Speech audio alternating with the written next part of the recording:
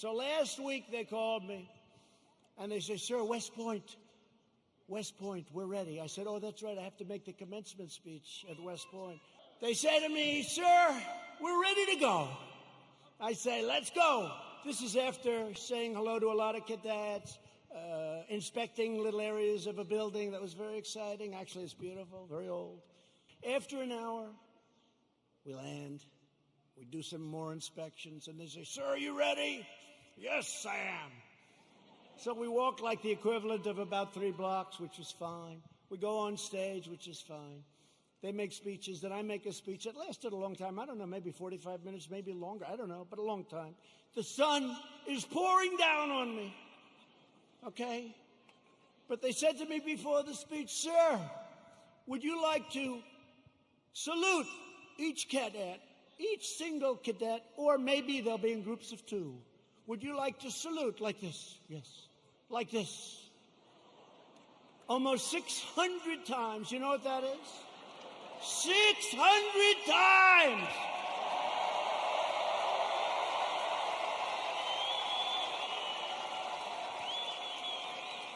Thank God they were in 2s. Because let me tell you, you do that 600 times, you go home and you say, it's like a workout without a weight, right? 600 times. And the kids throw the hats in the air. It's beautiful, it really is. And it was a beautiful day. And we're all finished. I was on the stage for hours. Hours! Sun, I came home, I had a nice tan. Meaning I had a nice sunburn. Oh, the sun's going right like that. But I make the speech, right? I salute for probably an hour and a half, maybe more, but around that. Watch, if I'm off by 2 minutes, I'll say, he exaggerated. It was only an hour and 25 minutes. He exaggerated, he lied, he's a liar. But think of it, so essentially almost 600 times. Now, the general says, sir, are you ready? I said, I'm ready, General. Where are we going now? He said, sir, we can now leave the stage. I said, great, General, let's go. I'll follow you. And he goes like this, right here, sir. I'll walk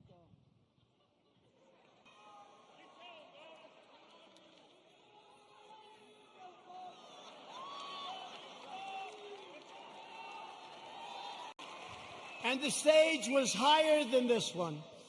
And the ramp was probably 10 yards long. I say, General! Now you got to understand, I have the whole Corps of Cadets looking at me. And I want them to love their president. I did this big thing. I said, General! I've got myself a problem, General. Because I'm wearing leather bottom shoes, which is good if you're walking on flat surfaces. It's not good for ramps. This was a steel ramp. It had no handrail. It was like an ice skating rink. And I said, General, I have a problem. And he didn't understand that at first. I said, there's no way. You understood? I just saluted almost 600 times. I just made a big speech. I sat for other speeches. I'm being baked. I'm being baked like a cake. I said, General, there's no way I can make it down that ramp without falling on my ass, General. I have no railing. It's true. So I said, is there like something else around? Sir, the ramp is ready to go. Grab me, sir. Grab me. I didn't really want to grab him. You know why? Because I said, that'll be a story too. So now I have a choice. I can stay up there for another couple of hours and wait till I'm rescued. Or I can go down this really steep, really, it's an ice skating rink. It's brutal. So I said, General, get ready because I may grab you so fast. Because I can't fall with a fake news watcher. If I fall,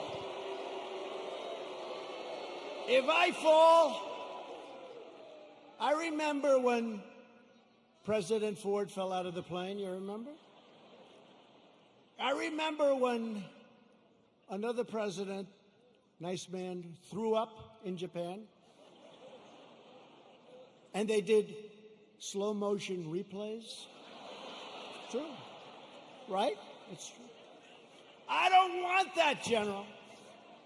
Now, he's standing there, big, strong guy, and he's got these shoes, but they're loaded with rubber on the bottom.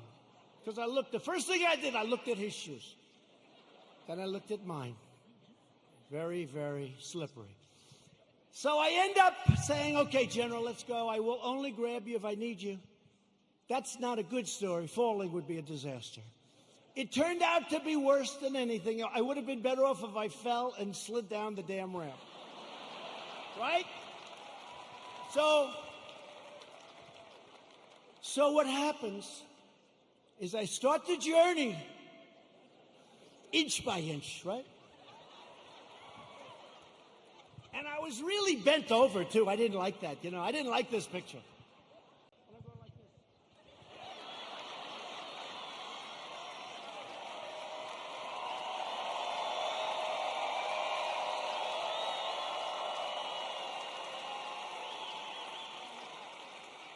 And then we finally reached almost the end, and the fake news, the most dishonest human beings, they cut it off. You know why? Because when I was 10 feet short, I said, General, I'm sorry, I'm not, and I ran down the rest, right? I looked very handsome. That was the only good thing.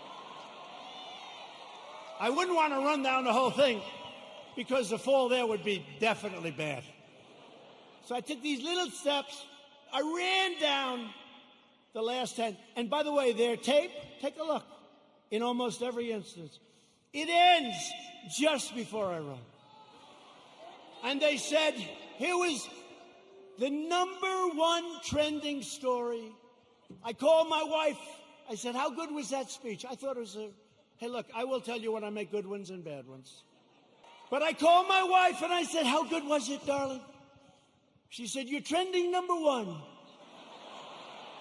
I said to our great First Lady, I said, let me ask you a question. Was it that good, the speech, that I'm trending #1? Because I felt it was really good. No, they don't even mention the speech. They mentioned the fact that you may have Parkinson's disease. It's true. It's true. There are some questions this morning about President Trump's health, and it's because of this video of the president where you see him walking very haltingly, one leg at a time, it starts happening here, down a ramp, and this is after he gave a commencement speech at West Point. So joining us now with what he sees is CNN's chief medical correspondent, Dr. Sanjay Gupta, and with what she knows, CNN political analyst Maggie Haberman. She's a White House correspondent at the New York Times. Great to see both of you. Sanjay, do you see something possibly neurological that could be throwing off his balance? So then my wife said, well, it wasn't only the ramp. Did you have water? I said, yeah. I was speaking for a long time. I didn't want to drink it, but I wanted to wet my lips a little bit. You know, you're working hard up there with the sun pouring down on you. So what happens is I said, what does it have to do with water? They said, you couldn't lift your hand up to your mouth with water. I said, I just saluted 600 times like this. And this was before I saluted. So what's the problem? She said, well, I know what you did. You had on a very good red tie that's sort of expensive. It's silk because they look better. They have a better sheen to them. And I don't want to get water on the tie. I've taken water, and it spills down into your tie. It doesn't look good for a long time.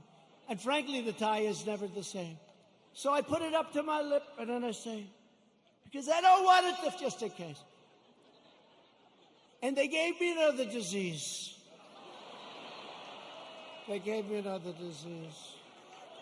At one point during the speech, Donald Trump goes to drink water, picks up a glass with his right hand, brings it about 80% of the way to his lips. His right hand seemingly could go no higher. He tries moving his mouth down to bring it down enough to get to the glass, couldn't do it, and eventually uses his left hand to very strangely pull the glass towards his mouth and tilt it. It wasn't clear if the problem was with Trump's right arm, with his hand-eye coordination. We just have no idea. But this is not a normal way to drink water, and it's the second time, at least, that we've seen Donald Trump bizarrely drink water in this way.